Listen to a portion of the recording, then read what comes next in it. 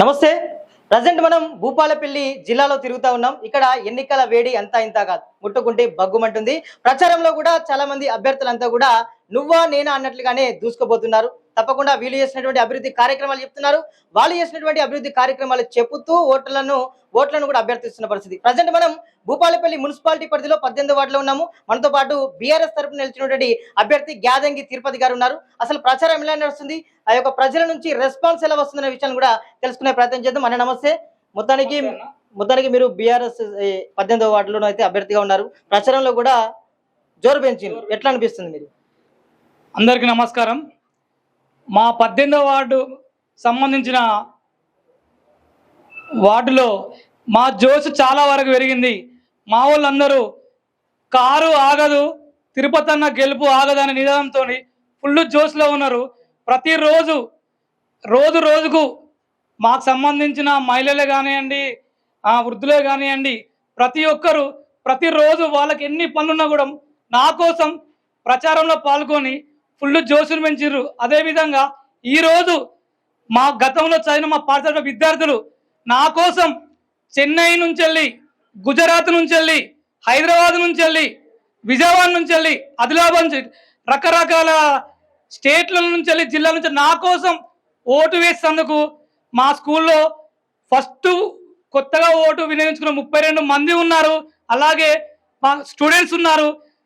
నాకు ఉన్న అడ్వాంటేజ్ ఏంటంటే మా తల్లిదండ్రులు, మా పిల్లలు, నాకున్న బలం మా తల్లిదండ్రులు, మా పిల్లలు, మా కాలనీ సంబంధించిన పెద్దలందరూ. ముఖ్యంగా ఈరోజు నేను గడపకు వెళ్ళే క్రమంలో ప్రజలు చాలా వాళ్ళ సమస్యలు చెప్పారు. నేను చాలా విన్నా. కొంతమందికి పెన్షన్స్ రాలేదని, కొంతమందికి వాళ్ళకు డబుల్ బెడ్రూమ్స్ రాలని, ఇలా ప్రతి సమస్య కూడా చాలా వరకు వాళ్ళు చెప్తున్నారు. కాకపోతే ఇంకొకటి నేను చేయాల్సింది, ఎగ్జాంపుల్ చెప్తున్నా, నా స్కూల్కి దగ్గర ఉన్నప్పుడు నాకే రోడ్డు అప్పుడు గెలవలే. నేను చాలా అప్పుడు వర్షంలో కూడా నా స్కూల్ బస్సు రాకపోయేది. నేను అప్పుడు చాలా అంటే మున్సిపల్ ఆఫీసులో ఎన్నోసార్లు కాంప్లైంట్ ఇచ్చిన, ఎన్నిసార్లు కూడా రెస్పాన్స్ కాలేదు. నేను ఇప్పుడు ఒకటే, నాకు అవకాశం వచ్చింది, ఆ అవకాశాన్ని వినియోగించుకొని అభివృద్ధి ఏమో చేసి చూపిస్తా. ప్రతిదీ ఇంకొకటి, మన భూపాలపల్లి మున్సిపాలిటీలో ఉన్న 30 వార్డులో మా 18వ వార్డును ఫస్ట్ ముందంజలో ముందుకు నడిపిస్తానని ప్రతి ఒక్కరికి తెలియజేస్తున్నాను. అలాగే గతంలో మనకు సంబంధించిన ఎగ్జాంపుల్, మా స్కూల్ ఎల్బినగర్ రోడ్డు గతంలో శాంక్షన్ అయింది. ఈ కాంగ్రెస్ గవర్నమెంట్ దాన్ని అడ్డుకొని వేరే కాడ నిధులు తరలించింది. మా స్కూలుకు వెనుక సైడ్ ఆగిపోయింది, ముందు సైడ్ ఆగిపోయింది. ఈ నిధులన్నీ ఎక్కడికి పోతున్నాయి నేను అడుగుతున్నా. ఇప్పుడు ప్రతి ఒక్కరికి తెలియజేస్తున్నా. ఇంకొకటి, ఈ చిత్తశుద్ధితోని వాళ్ళు పనిచేసే వాళ్ళకు ఓటు అడిగే హక్కు లేదు. ఎందుకంటే డెవలప్మెంట్ అనేది ఇక్కడ లేదు. మా 18వ వార్డులో ప్రజలు చూస్తే కోతుల బెడద ఉంది, కుక్కల బెడద ఉంది, దోమలు, అన్ని రకాల ప్రాబ్లమ్స్ ఉన్నాయి. ప్రతి ఒక్కరు నేను పోతుంటే వాళ్ళు ప్రేమతోని వాళ్ళ ప్రాబ్లమ్స్ చెప్తున్నారు. నేను ఎంతో ఓర్పుగా వింటున్నాను. మా 18వ వార్డు సంబంధించిన అందరికీ ఎల్లకాలం ఎప్పుడు వాళ్ళకు అందుబాటులో ఉండి వాళ్లకు సేవ చేస్తాను. నా మీద ఎన్నో చెప్తున్నారు, లోకల్ కాదంటున్నారు. నాది లోకలే. నా హౌస్ నెంబర్ 9-13. నాకు పాస్పోర్ట్ ఇక్కడే ఉంది, స్కూల్ నాదే, స్కూల్ పైన ఇల్లు నాదే. ఎన్నో చెప్తున్నారు, మీరు ఎవరు నమ్మద్దు. మీకోసం గెలిచిన తర్వాత స్కూల్ పక్కనే ఆఫీసు కూడా ఓపెన్ చేస్తా. దానికి ఎప్పుడు అందుబాటులో, ప్రజలకు ఎప్పుడు అందుబాటులో ఉంటా. నా మీద ఎన్నో చెప్తున్నారు, మీరు ఎవరు కూడా దాన్ని పట్టించుకోవద్దు. నేను లోకల్, నా పాస్పోర్ట్ చూపెడతా, నా ఆధార్ కార్డు చూపెడతా, అన్ని చూపెడతా. కాంగ్రెస్ పార్టీ ఇప్పుడు అధికారంలో ఉంది. ఇక్కడ ఉన్నటువంటి మీకు ఆపోజిట్ క్యాండిడేట్ కూడా నిలబడుతుంటారు. మేము అనేక రకాలుగా సంక్షేమ పథకాలు కాంగ్రెస్ ప్రభుత్వం నుంచి, ప్రజా ప్రభుత్వం నుంచి కూడా వచ్చినాయని కూడా వాళ్ళు ఆ ఎజెండా తోటి ముందుకు వెళ్తున్న పరిస్థితి. మీరు ఎట్లా ఉండబోతున్నారు? చెప్తున్నారు, వాళ్ళు ఏది కూడా ఇంప్రూవ్మెంట్ చేయలేదు. ఇప్పుడు ఇంప్రూవ్మెంట్ చేస్తే ప్రజలు నాతోని, సార్ రేషన్ కార్డు రాలేదు, నాకు డబుల్ బెడ్రూమ్ రాలేదు, ఇవన్నీ ఎందుకు చెప్తారు? వాళ్ళు చేస్తే ఎందుకు చెప్తారు? వాళ్ళు చేయలే కాబట్టి నా దృష్టికి చాలా వరకు వచ్చినాయి. రేషన్ కార్డులు అని చెప్తున్నారు, పెన్షన్లకు అన్నారు, 2000 అన్నారు, 4000 అన్నారు. ఎక్కడిచ్చారు? రైతు బంధు అన్నారు, ఏదీ లేదు, ఎక్కడ కూడా లేదు. ఒకటే చెప్తున్నా, మా వాళ్ళందరూ, మా వార్డు మెంబర్స్ అందరూ ఒక్కడే చెప్పారు, సార్ మనకు సంబంధించిన వరకు మన కాలనీకి సార్ మీరు వచ్చిర్రు, చాలా సంతోషం. ఈరోజు మేము గడప గడప ప్రచారం భాగంలో మా మహిళలు, మా అక్కలు, మా చెల్లెలు నాకు శాలువతోని సత్కరిస్తుంటే నాకు ఎంతో ఆనందం కలిగింది. చాలా వరకు ప్రతి లైన్కు సంబంధించిన అక్కలు, అన్నలు వాళ్ళంచి నాకు సన్మానం చేస్తుంటే నాకు ఇప్పుడే ఒక ఉత్సాహం ఉంది. అంటే నేను ముందు చేసే పని ఎంతో ఎక్కువ ఉందని నాకు ఇప్పటి నుంచే ఒక దాన్ని ఏమంటారు అభివృద్ధి చేస్తానన్న నమ్మకం వాళ్ళకి అవుపడుతుంది. అది ఇప్పుడు నాకు కళ్ళారా అవుపడుతుంది.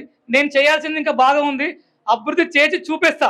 కొంతమంది డబ్బులు ఇటు మద్యం ప్రలోభాలు కూడా గురి చేసి కూడా ఓటర్లను ఆకర్షించిన పరిస్థితి మనకు ప్రతి చోట కనబడుతుంది. మరి ఇక్కడ ఎట్లా ఉండబోతుంది? మరి వాళ్ళను ఢీకొట్టే అవకాశం ఉందా? ఇప్పుడు ఒకటే సార్, ఇప్పుడు మా విద్యార్థులు నాన్ లోకల్, వాళ్ళు వచ్చే యువత కొత్త నాన్ లోకల్. డబ్బు మద్యం అనేది వాళ్ళు ఎందుకంటే వాళ్ళు ఇస్తారు, వాళ్ళు చేస్తారు, అట్లా కాదు. ఇప్పుడు మనకు ఇప్పుడు మా తల్లిదండ్రులు కానీ, నా శ్రేయభిలాషులు కానీ, మాకున్న ఓటరు కానీ, మహిళలందరూ కానీ ఇప్పుడు నా కోసం మా అక్కలు చెల్లెలు అందరు వస్తున్నారు. ఎందుకు వస్తున్నారు? తిరుపతి అన్నను గెలిపించుకోవాలి, అభివృద్ధి చూపెడతాడు. మాకు రేపు ఏమైనా ఇంకొకటి మా కాలనీకి సంబంధించి నిరంతరం సీసీ కెమెరాల పర్యవేక్షణ నిర్వహించకు నా సొంత ఖర్చులతోని మా కాలనీలో ఏర్పాటు చేయడం జరుగుతుంది. దానికి సంబంధించిన ఖర్చులు మొత్తం నేనే భరిస్తా. దానిలో చూసుకొని ఎప్పుడు నిరంతరం మా ప్రజలకు అందుబాటులో ఉంటూ వారికి సంబంధించిన ఎటువంటి సమస్యలైనా నేను ఒక పావు గంటలో వచ్చి వాళ్ళకు పరిష్కారం కోసం నా వంతు సహాయ సహకారాలు కంపల్సరీ చేస్తానని మీ అందరికీ తెలియజేస్తున్నా. నేను మా అక్కలకు సంబంధించింది కానీ ఇప్పుడు ఇంతవరకు ఎవరు ఏం చేయలేదు. ఎంఎస్ఎంఏ ఒక స్కీమ్ ఉంటుంది, ప్రధానమంత్రి ఒక స్కీమ్ ఉంటుంది. ఆ స్కీమ్ ద్వారా కూడా మా వాళ్ళకు ఉన్న సంబంధించిన మహిళలకు కానీ ఎవరైనా పేదవాళ్ళకు కూడా కానీ 50,000 నుంచి వెళ్ళి ₹1,00,000 ముద్రలు అవన్నీ గవర్నమెంట్ ఇస్తారు.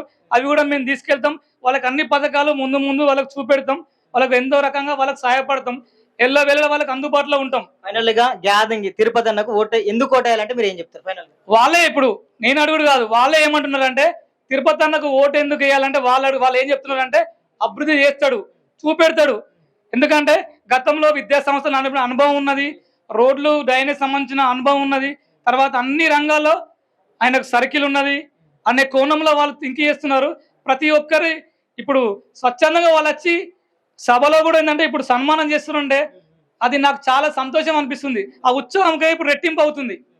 మీరు గెలిస్తే ఇప్పుడు ఉన్నటువంటి అధికారంలో పార్టీ తోటి కొట్లాడి నిధులు తెచ్చేటువంటి ప్రయత్నం చేస్తారా?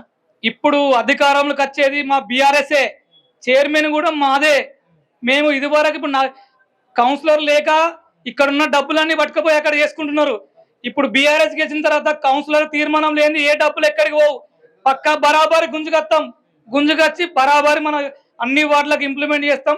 పర్ఫెక్ట్ ఫండ్ డైవర్ట్ చేస్తాం, ఎటు పోకుండా దాన్ని అడ్డుకుంటాం. ఫండ్ ఎక్కడికి పోదు, డెవలప్మెంట్ చేసుకుంటాం. 18వ వార్డులో గులాబీ జెండా ఎగరబోతుందా? 100% గులాబ్ జెండా ఎగురుతుంది.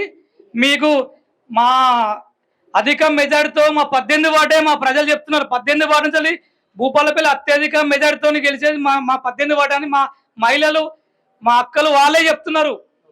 మొత్తానికి అయితే ఇటు 18వ వార్డులో తప్పకుండా బీఆర్ఎస్ జెండా ఎగురడం ఖాయమని చెప్తున్నారు. అదే విధంగా ఇటు గతంలో కూడా విద్యా సంస్థలు నడిపినటువంటి వ్యక్తిగా నా యొక్క విద్యార్థులు కూడా ప్రచారంలో తనతో పాటు ఒక భాగస్వామ్యమై కూడా అంచెలంచెలుగా యొక్క ప్రచారాన్ని కూడా ఉధృతం చేస్తూ ప్రజల యొక్క మన్ననలు పొందుతూ ప్రజలు అంటున్నారు. నిజంగా చెప్పాలంటే ప్రజలు శాలువతో సన్మానిస్తున్నారు. ఇప్పటికే నా గెలుపు అనేది కూడా ఖాయమైపోయిందని కూడా గ్యాదంగి తిరుపతి గారు చెప్తున్నారు. కెమెరా పర్సన్ సందీప్ తో Randhir, legend TV, Bhupalpally municipality.